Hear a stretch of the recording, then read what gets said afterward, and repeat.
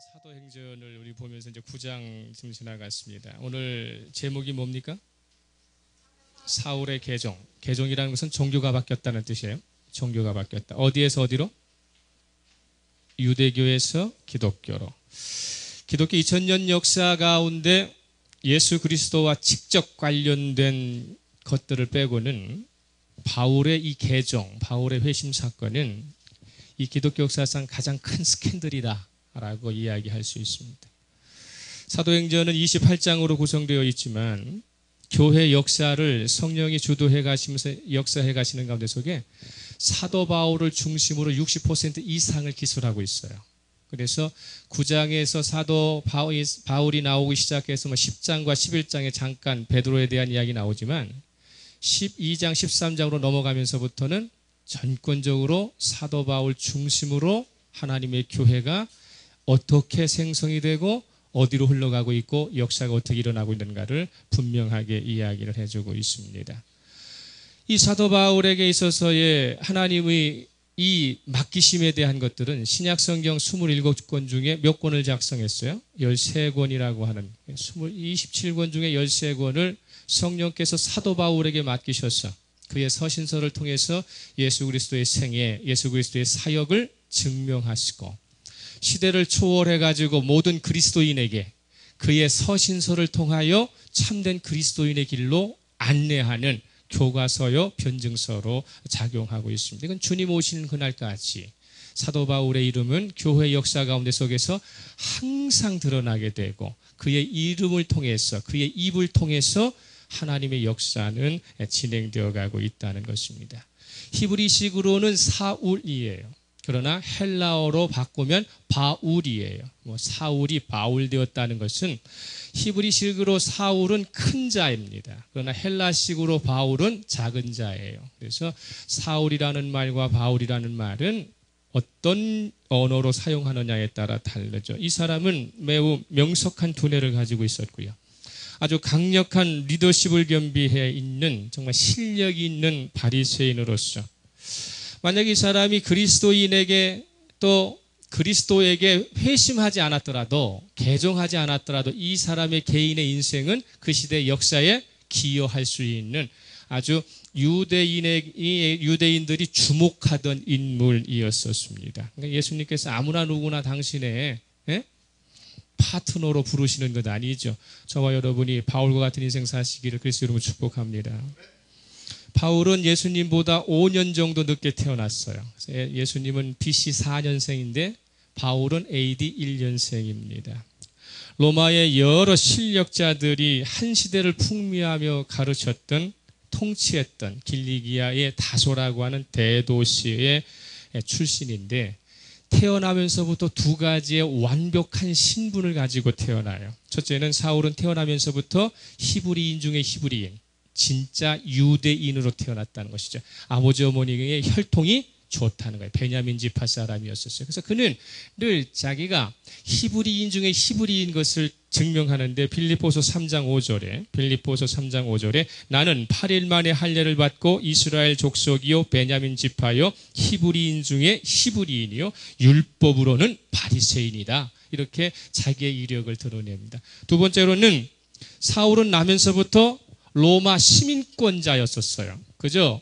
태어나가지고 어찌어찌해서 들어온 것이 아니라 조상 대대로 시민권이 어떻게 되냐면 계승된 사람이었어요. 그렇기 때문에 이 로마 시민권이라고 하는 것은 그 지역 사회, 지중해 사회 가운데 속에서 로마 사람들이 약 한 5천만 정도 됐다고 그래요. 근데 그 부분 가운데 속에서 로마 시민권을 가지고 있는 사람은 10%도 채 안 됐었어요. 그런데 이제 지중해를 넘어가고 동방 여러 군데 로마에 되다 보니까 이 시민권이 조금 확산이 되기 시작을 합니다. 그런데 시민권은 아무나 누구나 갖고 있는 것이 아니라 특별한 존재에게만 주어졌어요. 이것이 사도행전 22장 28절에 천부장이라고 하는 이 루시오가 이야기할 때 뭐라고 이야기하느냐면 천부장이 대답하되 나는 돈을 많이 들여 이 시민권을 얻었노라. 그러니까 바울이 뭐라고 그래요? 나는 나면서부터다 라고 이야기해서 너처럼 돈 주고 산 그러한 시민권이 아니라 우리 가문은 이 로마의 제국의 엄청난 공여와 기여를 했기 때문에 조상 대대로 시민권이 계승되는 그야말로 엘리트 가문이다라고 이야기를 합니다. 바울의 가문은 종교적인 면뿐만 아니라 경제적인 면에서, 정치적인 면에서 엘리트의 삶을 구가하던, 그래서 주변 사람들로부터 존경과 신뢰를 받는 지도자 가문이었어요. 그래서 자긍심이 어떡합니까? 아주 컸던 그러한 가문 소속에 있습니다. 부모 밑에서 유년기를 보내게 되죠.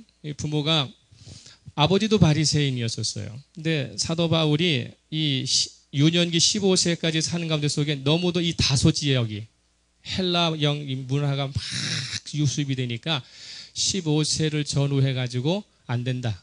그래서 히브리식으로 살아야 한다. 히브리 혈통으로 살아야 한다. 히브리 문화에 살아야 된다 해서 15세에 예루살렘으로 유학을 보내게 됐죠. 그래서 예루살렘에 15살에 올라와서 엄격한 바리새인 교육을 받으면서 전도 유망한 그런 것들의 지도자의 길을 걷는데, 감말리엘이라고 하는 그 시대의 최고의 학문을 수렴을 하게 됩니다.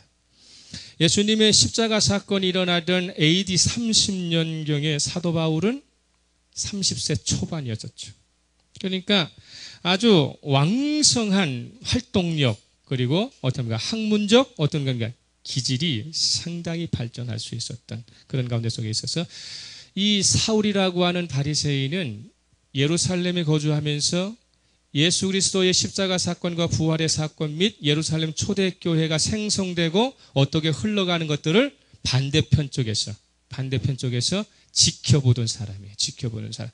그냥 어느 날 갑자기 등장한 사람이 아니라 예수님과는 직접적 관계를 갖고 있지 않지만 예루살렘의 초대교회가 어떻게 생성되어 가고 있고 어떻게 역사되어 가고 있는가, 그래서 이 교회가 무슨 영향력을 가지고 있는가를 반대편 쪽에서 지켜보면서 주시하고 있다가 이것을 어떻게 무너뜨릴 것인가를 고민하던 사람이었던 것이죠.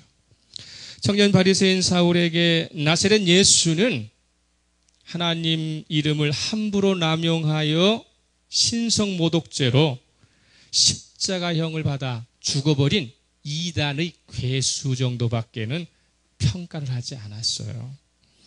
사울의 신학적 이 나사렛 예수가 이단의 괴수다, 이단의 사설을 베푸는 사람이다라고 하는 것을 어디서 근거를 찾고 있느냐면 신명기 21장 23절이에요. 신명기 21장 23절에 뭐라고 말씀하고 계시느냐면, 그 시체를 나무 위에 밤새도록 두지 말고 그날에 장사하여 내 하나님 여호와께서 내게 기업으로 주시는 땅을 더럽히지 말라. 나무에 달린 자는 하나님께 저주를 받았음이니라.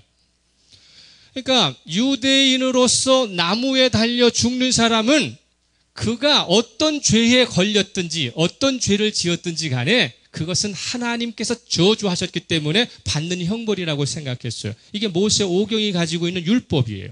근데 예수님께서 어디에 못 박아요? 십자가에 못 박혀 죽으셔요. 그러면 무슨 얘기냐면 그 당시에 죽이는 법은 돌로 쳐 죽이는 방법도 있고 목을 치는 참수형도 있어요. 하나님께서 보내신 메시아라면 혹 돌로 쳐 죽임을 받을 수는 있다는 거죠. 왜냐하면 선대에 많은 어떤 선지자들이 그렇게 죽었잖아요. 그죠?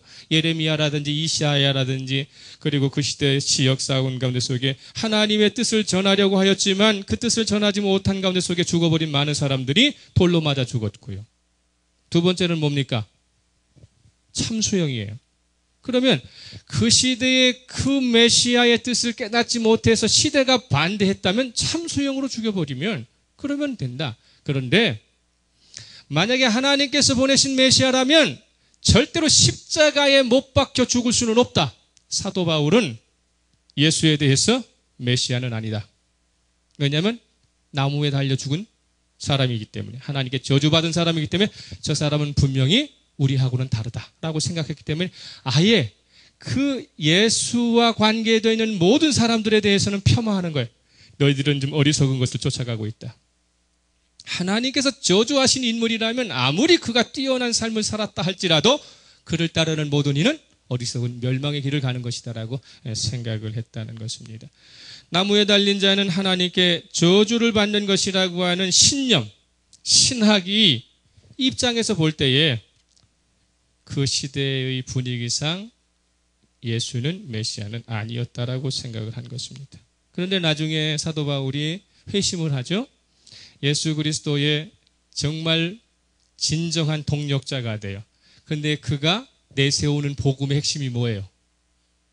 나는 십자가에 달린 예수 그리스도 외에 전하지 않겠다라고 하는 신학의 주제를 자기가 철저하게 배격했던 나무에 달린 예수 그리스도를 세상의 구세주라고 선포하는 아이러니를 갖게 되는 것이죠. 그래서 고린도전서 1장에 보게 되면 1장 23절에 보게 되면 고린도전서 1장 23절에 우리는 십자가에 못 박힌 그리스도를 전하니 유대인에게는 거리끼는 것이요 이방인에게는 미련한 것이다. 그럼에도 불구하고 그것은 참말이었다, 진리였다라고 이 사도 바울은 받아들이게 되는 것이죠. 그러나 그것을 깨닫기 전까지는, 예수 그리스도 만나기 전까지는, 예수 그리스도 만나서 제대로 인생을 살기 전까지는 나무에 달려 죽은 사람을 메시아로 받아들이기에는 엄청난 힘듦이 있다라고 하는 사실입니다. 스데반의 죽음을 신호탄 삼아 교회를 잔멸하는 데에 모든 힘을 쏟고 있던 이 사울에게 핍박을 피해 달아났던 예수의 잔당들이 다메섹에서 활발하게 활동을 하고 있다고 하는 소식이 들려오게 되는 것이죠. 다메섹은 아브라함 이전부터 존재하던 고대 도시입니다. 예루살렘으로부터 북서쪽으로 200km 이상 떨어져 있는 수리아의 오래된 고도입니다.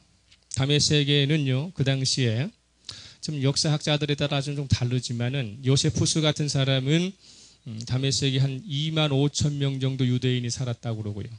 요새 연구하는 신학자들은 한 5만여 명까지 이르렀다고 얘기해요.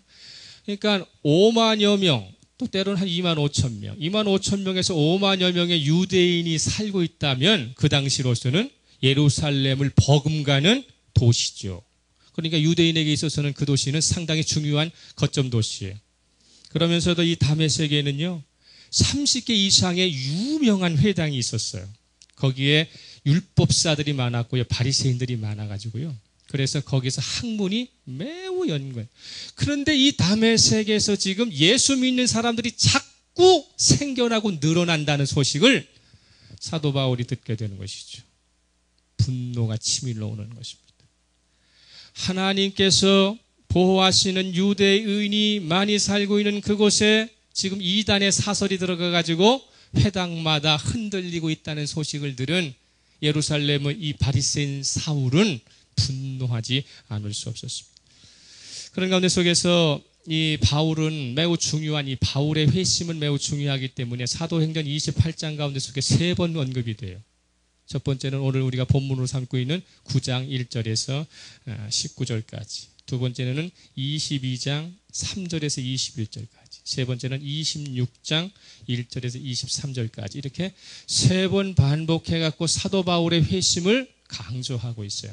그런 가운데 속에 26장 11절을 보게 되면 사도 바울이 그 당시에 다메섹에서 예수 믿는 사람들이 많아진다는 소식을 듣고 난 뒤에 상태가 어떤 상태였느냐를 스스로가 고백을 하는데, 사도행전 26장 11절에 보면 또 모든 회당에서 여러 번 형벌하여 강제로 모독하는 말을 하게 하고 그들에 대하여 심히 격분하여 외국성까지 가서 박해한 사람이다.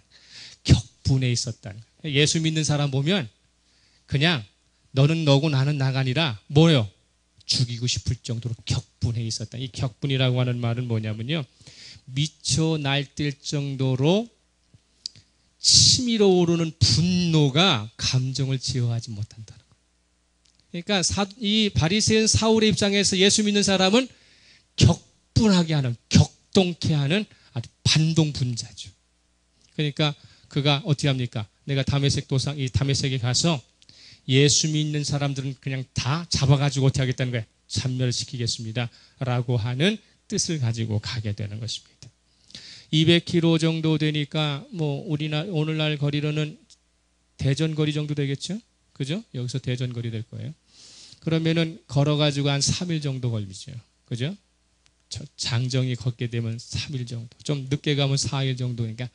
그러니까 사도 이 바울이 지금 사울이지만 바리새인 사울이 그 200km를 가면서 마음속에 뭘 품고 가는 거야? 내가 도착하기만 해봐라. 그냥 작사를 내버리겠다는.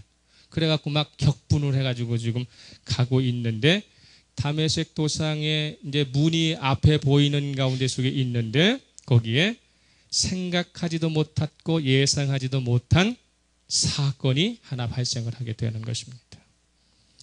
마치 엄청난 고압전류에 감전되듯이 사울의 옛사람은 이 만남으로 말미암아 옛사람을 홀라당 타버리고 말아요. 옛사람이 없어져 버리고 맙니다. 3절 찾습니다. 3절, 9장 3절, 9장 3절, 9장 3절, 사도행전 9장 3절, 시작.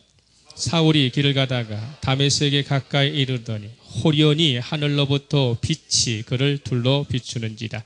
이렇게 됐어요. 이 호련이라고 하는 것은 갑자기 느닷없이 예상하지 못한 상황에서 이런 뜻이에요. 여기서 호련히는 전혀 예상하지 못한 상황에서 갑자기 그런 뜻이에요. 우리가 흔히 이야기하는 것이 요새 갑자기 죽는 사람들 많잖아요. 아파트 현관 입구를 그냥 나왔는데 누가 떨어져가지고, 그죠? 거기 맞아 죽는 사람들. 요새 아주 교양 없는 사람들 많아갖고 높은 고층에 살던 사람들이 자기가 먹던 거 그냥 집어 던진대잖아요. 창문으로. 담배 피던 사람들 그냥 밖에다 집어 던져가지고 불나게 하는.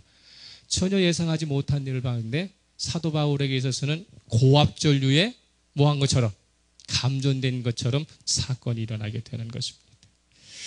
자신과 사명감이 아주 충만해 있었던 사울은 순식간에 진짜 감전되듯이 아니면 번개 맞아가지고 홀라당 타버리듯이 그렇게 조각조각 산산조각 나는 나뒹구는 조각처럼 돼버리고 말죠.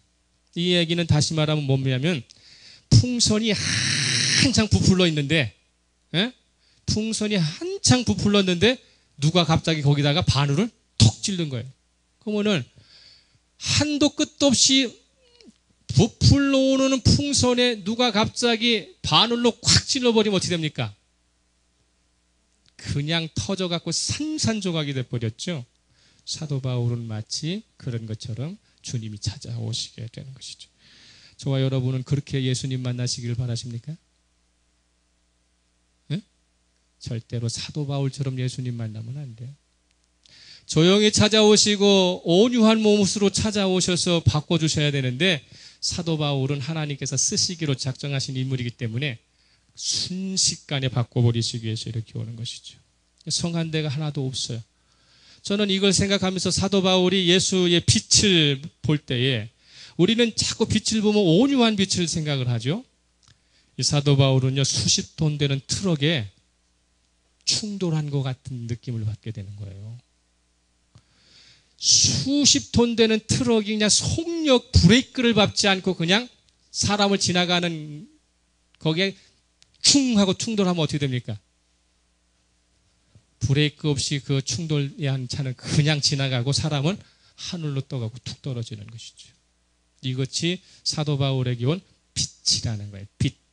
그냥 여러분 영화에서 보는 것처럼 그냥 다정하나도 따뜻한 빛이 이렇게 쫙 찾아와가지고 그래서 그 사람의 마음을 감동시킨 것이 아니라 수십 톤의 트럭이 지나가는 사람을 툭 하고 치고 지나간 것처럼 이렇게 아무것도 남아버리지 않는 것이죠. 5절에 대답합니다. 5절에 시작. 5절에 대답하되 주여 누구시니까? 이르되 나는 내가 박해하는 예수라. 나를 지금 박살낸 사람, 지금 내가 수십 톤 트럭에 한번 부딪힌 것처럼 나를 좀 박살낸 사람이 누구냐면 나는 내가 박해하는 예수라는 거예요. 사도 바울은 이때 나이가 35살 정도 됐는데 한 번도 되돌아보고 후회하는 삶을 살지 않았어요. 한 번도 되돌아보았고 하나님 앞에 부끄러운 삶을 살지 않았어요. 그런데 그렇게 자신만만하고 신뢰감 있게 살았던 그 사람이 엄청난 충격을 받고 충돌을 했는데 그가 누구냐면 자기가 가장 싫어하는, 가장 이단이라고 생각하고 박살내고 잔멸내려고 했던 그 예수라고 하는 것입니다. 하나님께 저주받아 죽어버린 나사렛 예수가 자기를 지금 어떻게 하는 거예요? 해체해버리고 마는 것이죠. 충격이 왔습니다. 그릇된 신앙을 동력 삼아 브레이크 없는 멸망의 길을 질주하던 사울은 한순간에 꼬꾸라집니다. 저와 여러분의 삶도요, 그릇된 신학으로 신앙생활하게 되면 한순간에 무너지는 거예요. 그렇지만 이는 경건한 사람이었기 때문에 기도합니다. 왜 내가 지금 이런 형편에 처하게 되었는가? 왜 내가 지금 이런 상황에 내가 직면하게 되었는가 하는 부분들을 생각합니다. 11절입니다. 11절 시작. 유다의 집에서 5사람 사울이라 하는 사람을 찾으라. 그가 기도하는 중이다. 따라서 합시다. 그가 기도하는 중이다. 죽음의 현장 앞에서도, 고난의 현장 앞에서도, 내가 이해할 수 없는 엄청난 사건 사고 앞에서도 저와 여러분은 기도하는 중에 있기를 그리스도로 축복합니다. 사도 바울은요, 그동안 살아왔던 35년의 경건한 생활이 헛되지 않았어요. 엄청난 충격을 받았고 이해할 수 없는 고통이 자기에게 찾아왔지만, 그렇지만 그는 기도하는 사람이었어요. 예수님께서는 이 사도 바울을 어두워진 눈을 떠주시기 위해서 영적 멘토 아나니아를 보내시는데, 아나니아를 보내시는 가운데 속에서 아나니아에게 설명해 주는 거예요. 그는 지금 기도하는 중이다. 이렇게 이야기를 하게 되는 것이죠. 우리 그런 가운데 속에서 주님께서 기도하고 있는 사울의 영적인 눈을 새롭게 열어줄 멘토 아나니아. 하나님은 은혜로우시다. 그런 뜻이에요. 아나니아라는 뜻이. 왜 많고 많은 제자 가운데 속에서 아나니아를 보내겠어요? 물론 5절에 우리 5장에 아나니아와 삽비라의 이야기가 있지만 그 아나니아가 아니라 이 사람은 참으로 주를 믿는 아나니아죠. 그러니까 하나님께서는 사도 바울을 이렇게 세워주시고 새로운 사명을 주시기 위해서 누구를 보내주시냐면 아나니아를 보내는데, 아나니아 뜻이 뭐예요? 하나님은 은혜로우신 분이시다. 찾아가서 그래서 이야기합니다. 17절서부터 19절까지 한번 읽겠습니다. 17절서부터 19절 시작. 아나니아가 떠나 형제 사울아, 주곧 내가 오는 길에서 나타나셨던 예수께서 나를 보내어 너로 다시 보게 하시고 성령으로 충만하게 하신다 하니, 즉시 사울의 눈에서 비늘 같은 것이 벗어져 다시 보게 된지라. 일어나 세례를 받고 음식을 먹으며 강건하여 지니라. 기도하고 있는 가운데 속에서 주께서 보내신 아나니아가 교회의 얼마나 박해를 받았고 얼마나 고통받았어요. 그러나 주의 명령을 들은 아나니아는 사울을 찾아가서 뭐라고 불러요? 형제 사울아. 할렐루야. 형제 사울이라고 불러요. 이것이 그리스도 교회입니다.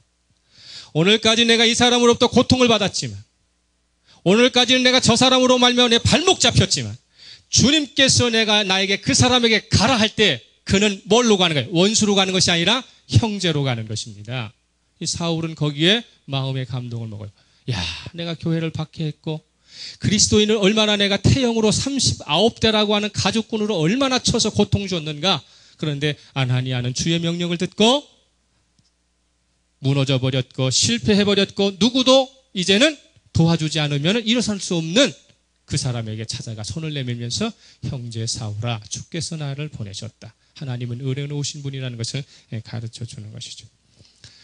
이 사울은 3일 동안 눈이 멀었어요. 그리고 식음을 전폐하면서 기도하던 가운데 속에 도대체 사울에게는 어떤 변화가 있었길래, 도대체 이 3일 동안 성령께서 이 사울을 어떻게 만져주셨길래 그는 예수님이 택한 그릇으로 기꺼이 자신의 전 인생을 순종하는 삶으로 살아가게 됩니다. 사울은 지난 과거의 삶을 하나하나 반추해 보면서 하나님께서 자기를 향하여 계획해 주신 매뉴얼, 하나님의 매뉴얼은 무엇인가를 깨닫게 되는 것이죠. 저와 여러분이 하나님께서 작정하시고 섭리해 주시는 매뉴얼이 있잖아요. 그 매뉴얼을 알고 계시느냐는 거예요. 매뉴얼대로 움직이고 있느냐는 것입니다. 매일마다 체크하면서 하나님이 나에게 지금 매뉴얼로 공급해 주신 삶을 나는 어떻게 적용하고 있고 어떻게 실천하고 있는가를 깨달을 수 있어야 해요. 사울은 3일 동안에 비록 자기에게 비늘이 씌어져서 눈은 보이지 않았지만 뭐가 열렸어요? 기도 중에 지성의 영이 열렸죠. 성령께서는 눈을 막으심으로 말미암아 뭘 보게 하셔요? 자기의 영혼을 들어가고 보게 됩니다. 저희들이 보는 것이 많아가지고요, 자기의 영혼을 잃어버릴 때가 너무도 많아요. 너무도 들을 줄 알기 때문에 자기의 영혼 깊이에서 성령께서 자기에게 말씀하시는 것을 듣지 못할 때가 많아요. 하나님께서는 사울에게 마음의 문을 열고 자신의 영혼을 들여다볼 수 있도록 육체적인 눈은 어떻게 합니까? 감기시고 영혼의 눈을 띄워주시는 것입니다. 그래서 그가 두 가지를 결정을 하게 돼요. 첫째는 뭐냐면 그에게 온 까다로움 중에 하나의 큰 깨달음은 뭐냐면 창조주 하나님 앞에서 자신은 과연 어떤 상태에 있는가? 나는 누구인가를 생각하게 된 거죠. 35년 동안에 자기가 살아왔던 인생을 반추해가는 가운데 속에 그렇다면 하나님 앞에서 나는 누구인가? 그분이 왜 나를 이 땅에 내어놓으시고 지금까지 인도해 주시는 이유가 뭔가? 자신의 정체성을 묻는 거예요. 두 번째로는 뭐냐면요, 자신이 그렇게 박해하던 예수 그리스도의 진정한 정체성을 깨닫게 되는 것입니다. 할렐루야. 예수의 정체성을 정확히 알고 있는 사람은요, 절대로 딴 길로 갈 수 없어요. 예수를 제대로 만난 사람은 절대로 다른 길로 오래도록 가도록 성령께서 놀고 계시지 않는다고요. 설사 내가 예수 믿다가 곁길로 가더라도 성령은 나에게 어떻게 합니까? 깨우쳐 주십니다. 이따 성경 시간에 말씀을 드리겠지만 사울은 거기에 깊이 눈이 갈려진 채 거기에 응답하게 되는 것입니다. 아, 나는 누구인가? 나를 부르신 예수 그리스도는 누구인가? 정확한 정체성을 깨닫게 되는 것입니다. 그래서 그는 이제 뭘 하고 있느냐면 결정을 하게 되죠. 이 사울은 매사 엄격한 바리새인의 삶을 살던 사람입니다. 대충 그냥 소홀하게 살던 사람이 아니에요. 그렇기 때문에 지금껏 경험해보지 못했던 밝은 빛에 자신이 노출되면서 그제서야 제대로 볼 수 있게 된 것입니다. 예수 그리스도의 빛만이 우리의 삶을 제대로 보게 해줘요. 우리가 형광등 아래 밑에 있을 때, 태양빛 아래 있을 때 세상이 모든 게 다 잘 보이는 것 같죠? 아니요. 그러니까 베드로와 야고보, 요한이 변화산상에 가서 예수님의 변하신 모습을 보니까 어떻게 됩니까? 온매 기죽어가 되는 거죠. 진정한 예수의 빛에 노출될 때에만 그 사람의 진정한 가치는 드러나게 되는 것입니다. 밖에 보시던 예수가 하나님이 하시는 일을 하시고 계신다. 내가 박해하던 예수가 하나님이 하시던 일을 하고 계시다. 그럼 예수는 누구다? 하나님이시다. 할렐루야. 하나님이시다. 내가 박해하던 이 예수가 하나님만이 하실 수 있는 일을 하신다. 그렇다면 이분은 하나님이시다. 그러면 사도 바울은 결정됐어요. 그죠? 예수가 하나님이시라면 이제껏 내가 살아온 삶은 잘못된 거야. 되돌아가는 것입니다. 그래서 어떻게 됩니까?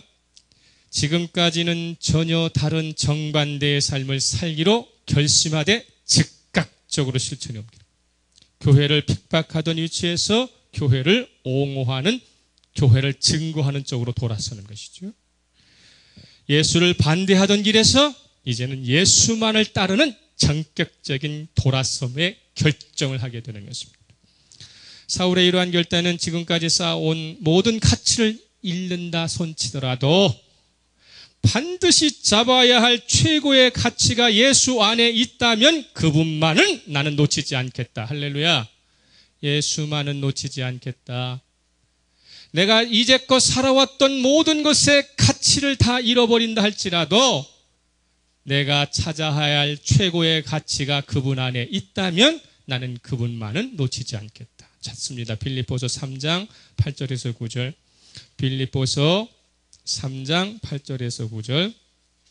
빌립보서 3장 8절에서 9절 시작. 또한 모든 것을 해로 여김은 내 주 그리스도 예수를 아는 지식이 가장 고상하기 때문이라.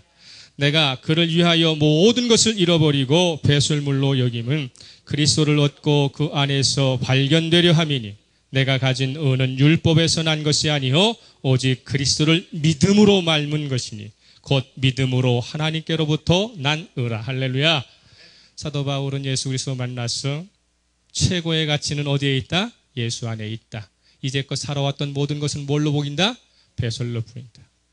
배설물이라는 말은 우리가 생각하는 똥이 아니라 먹다가 남은 음식이라는 뜻이에요. 잔반. 여러분, 음식 오늘 우리가 점심에도 먹겠지. 먹고 나온 다음에 시간이 지나고 세월이 지나면 뭐가 됩니까? 배설이 되죠. 그걸 이야기하는 거예요. 버렸던 음식을 재활용하는 데는 없어요. 사도 바울은 생각하는 것이에요. 지금까지 내가 가져왔던, 살았던 모든 것들은 먹다 남은 음식지, 찌꺼기에 불과하다. 그거 재활용하지 못해요. 버리는 것입니다. 누구든지 그리스도의 제자가 되는 순간부터 지난날 익숙했던 라이프 스타일을 단호하게 정리해야 합니다. 예수를 제대로 만났다면 어제까지 살았던 라이프 스타일은 변경되어야 돼요. 어떻게 살고 계십니까? 아침부터 저녁에 늦게까지 누구의 라이프의 스타일을 살고 있어요? 예수 그리스도의 라이프의 스타일을 살고 있어요? 내 스타일로 살고 있어요? 사도 바울은 전격적으로 바꿉니다. 과감하고 신속하게 새로운 방식으로 탈바꿈해야 한다는 요청을 받았기 때문입니다. 회개라고 하는 것은 낡은 생활 방식을 버리고 새로운 삶의 길을 선택해야 한다고 하는 하나님으로부터의 요청이기 때문이죠.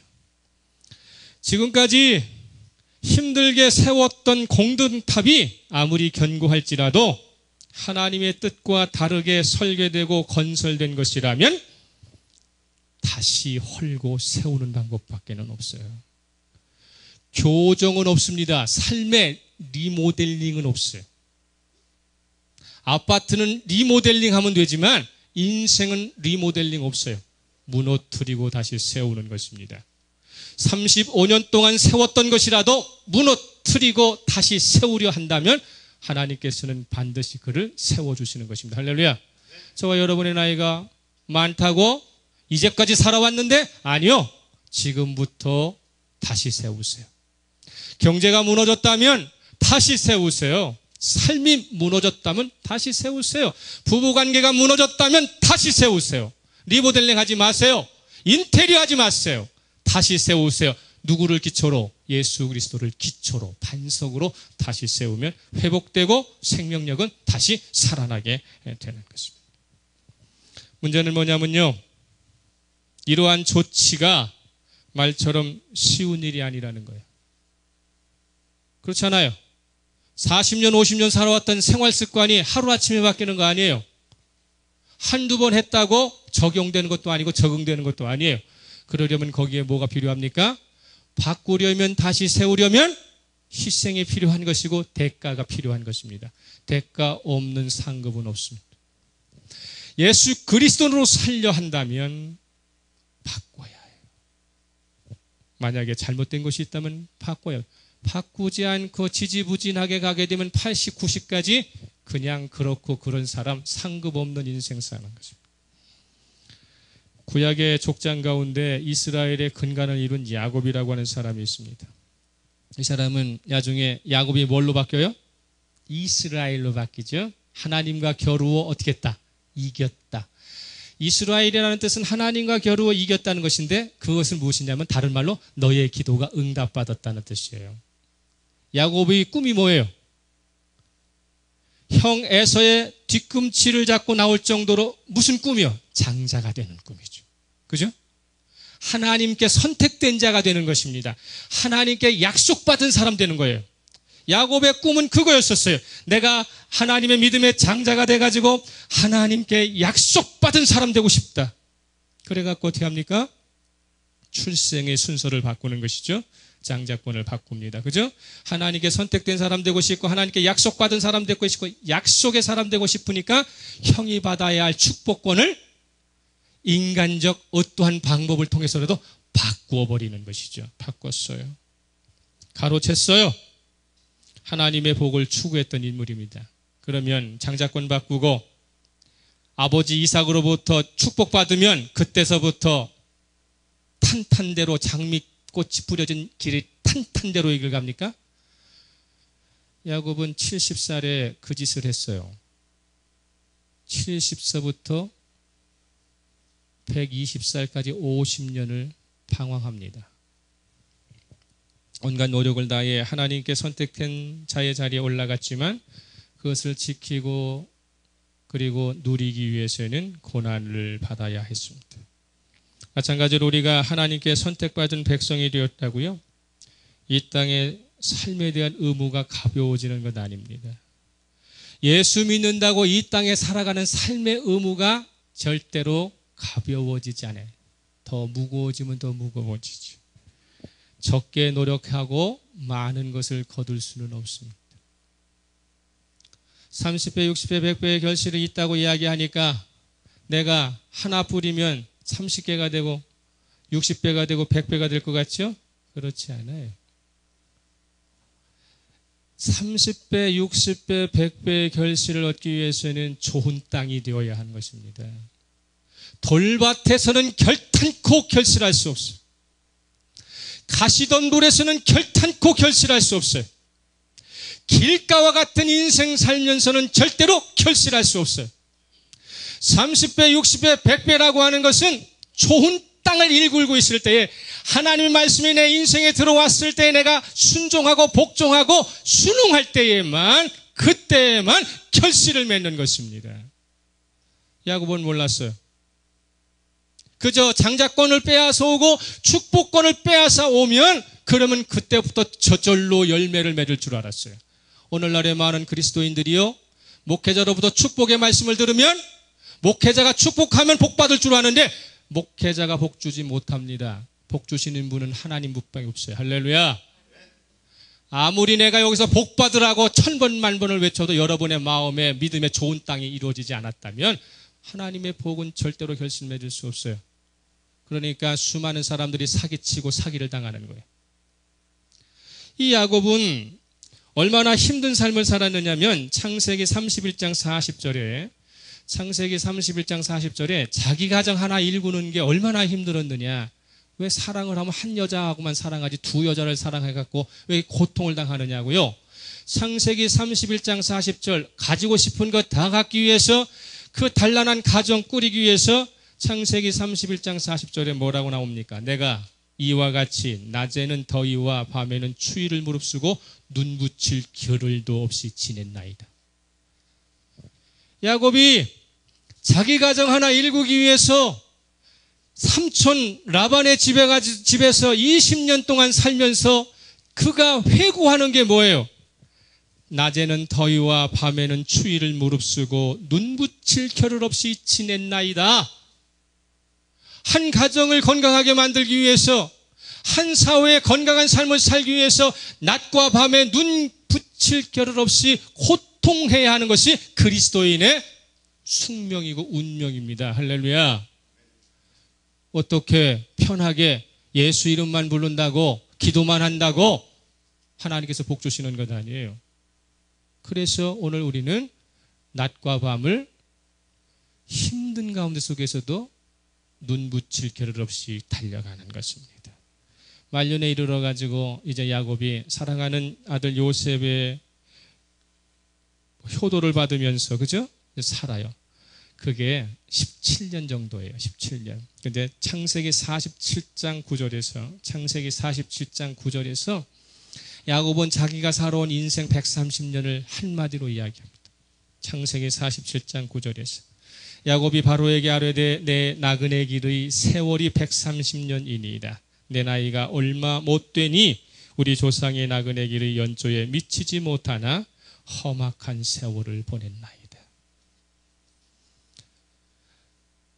야곱은 130이 되어가지고 뒤돌아본 인생을 돌아보니까 내가 하나님의 장자권을 형으로부터 장자권을 훔치고 아버지로부터의 형이 받아야 할 축복권을 가로채고 이런저런 가운데 속에 밤낮 겨를 없이 애쓰고 힘쓰고 달려왔는데 되돌아보니까 약속받은 자의 삶을 살려고 하니까 험악한 세월을 보냈다는 것입니다. 저와 여러분의 인생의 삶 속에 예수님은 절대로 그냥 공짜로 편안한 길을 주지 않았어요. 우리들의 삶의 뒷모습에 십자가의 길이 없다면 우리는 구원받은 사람이 아닙니다. 결탄 그 우리의 삶의 발걸음 하나하나는 뭘로 차야 됩니까?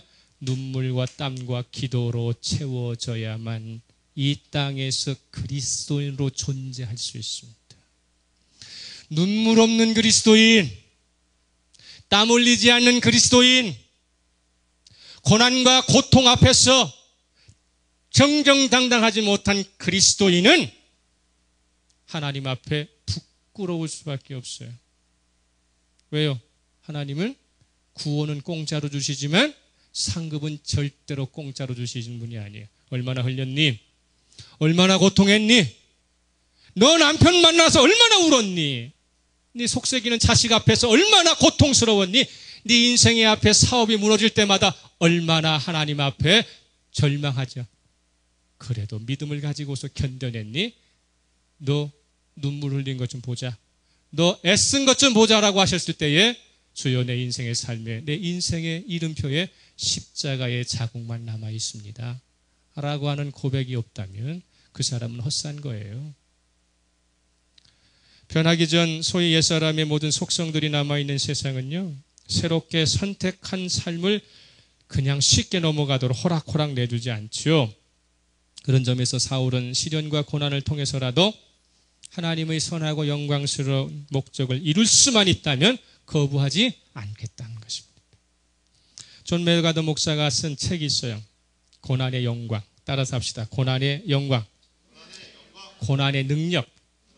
네, 그래서 이 존 멜가더 목사가 요새 쓴 책 중에 고난의 능력이라고 하는 책이 있는데 거기에서 뭐라고 이야기하느냐면 하나님께서 왜 성도에게 고난을 허락하시는가에 대해서 4가지로 압축해 놨어요.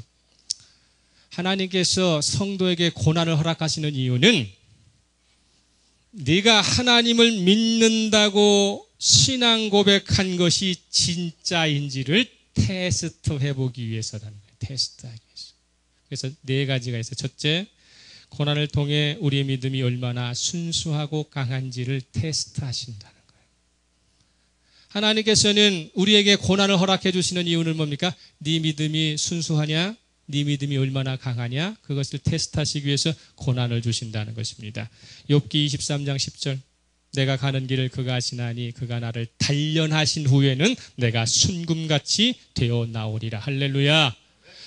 단련하신 후에 정금같이 나오리라. 이건 개역 한글이고 개역 성경에서는 순금같이 나오리라. 2번째, 고난을 통해 믿는 자에게 은혜가 무엇인지를 가르쳐 주시려고 해요.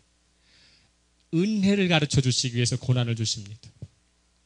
이 은혜를 가르쳐 주시고 그리고 겸손을 잃지 않기 위해서. 그래서 고린도후서 12장 9절에 사도 바울이 고백하죠.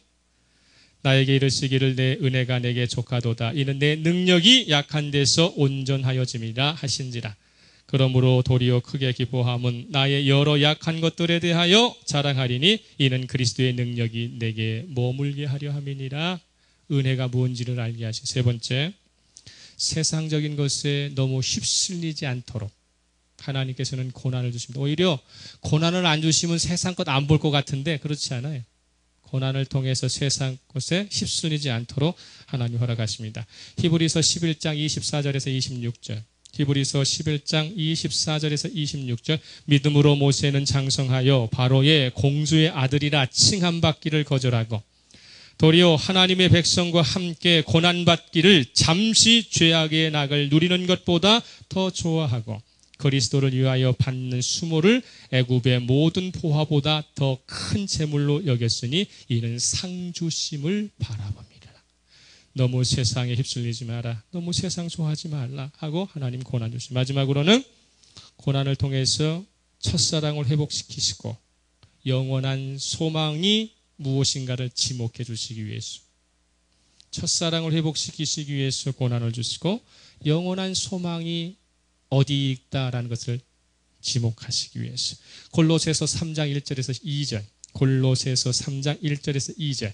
그러므로 너희가 그리스도와 함께 다시 살리심을 받았으면 위의 것을 찾으라. 거기는 그리스도께서 하나님 우편에 앉아 계시느니라. 위의 것을 생각하고 땅의 것을 생각하지 말라. 할렐루야. 그렇다고 땅 버리고 살라는 뜻은 아니에요. 발은 어디에다가?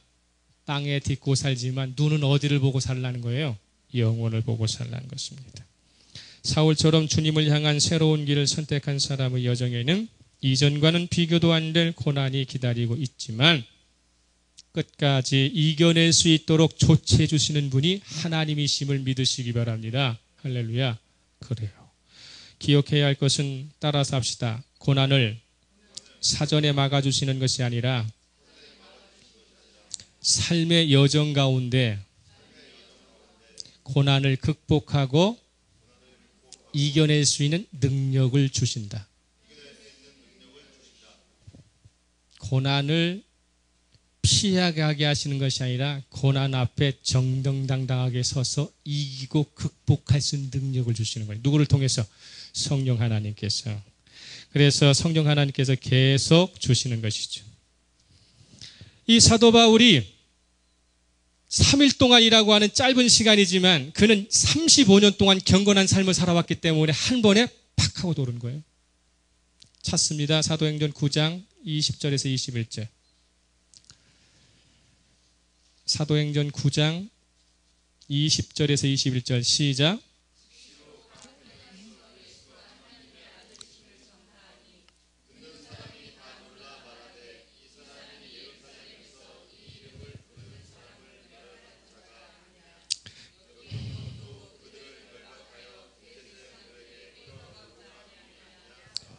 즉시로, 할렐루야, 즉시로. 오늘 설교 듣고 즉시로 변하시기를 예수 그리스도로 축복합니다. 여러분의 삶의 못된 관습과 그리고 못된 언어의 행위들, 잘못된 부정적인 마음들 다 씻어버리시고 즉시로 예수 그리스도의 품으로 돌아오시기를 예수 그리스도로 축복합니다. 껍데기만 변하고 삶의 내용이 아무것도 달라진 것이 없는 위선과 형식의 삶을 사는 사람에게 주님께서는 한마디로 일침을 가하신 말씀이 있어요. 껍데기만 변했다. 내용이 없다. 삶의 형식만 그저 조금 바꿨다. 라는 사람에게 주시는 주님의 일침. 누가복음 12장 5절입니다. 누가복음 12장 5절. 누가복음 12장 5절. 에어컨 트세요. 덥대요. 누가복음 12장 5절. 다 같이 읽습니다. 시작. 마땅히 두려워할 자를 내가 너희에게 보이리니 곧 죽인 후에 또한 지옥에 던져넣는 권세 있는 그를 두려워하라. 내가 참으로 너희에게 이르노니 그를 두려워하라. 죽기 전까지 생사를 좌우하는 것이 두려운 것이 아니라 죽은 이후의 삶도 영원히 주권적으로 역사하실 그분을 두려워하라는 것입니다. 즉시로 변하지 않으면, 사울처럼 즉시로 변하지 않으면 우리의 삶은 지지부진하게 과거에 끌려갈 것이고 인습에 매여서 그런 대로 그렇게 살고 말 것입니다. 그렇게 될 때에 주님이 말씀하십니다. 그저 이 세상의 생사를 주관하는 사람들을 두려워할 것이 아니라 너희들이 죽은 뒤에 죽은 후의 인생의 모든 것도 주권적으로 역사하실 그분을 두려워할 줄 알아라. 우리들의 삶은 오늘을 내가 살면서도 영혼 속에서 그분과 함께 행복하게 사는 것입니다. 할렐루야. 그러한 삶을 살기 위해서는 무엇입니까? 시련과 고난이 두려워 피하는 것이 아니라 주님의 음성을 듣고 제자의 삶으로 돌아와 즉시로 삶을 변화시켜서 주께서 칭찬하시는, 여러분의 어려움 가운데 속에서도 두려워 말라 찾아오시는 그분과 함께 동행하시는 저와 여러분 되시기를 예수 그리스도 이름으로 축복합니다. 침묵하면서 말씀 생각합니다.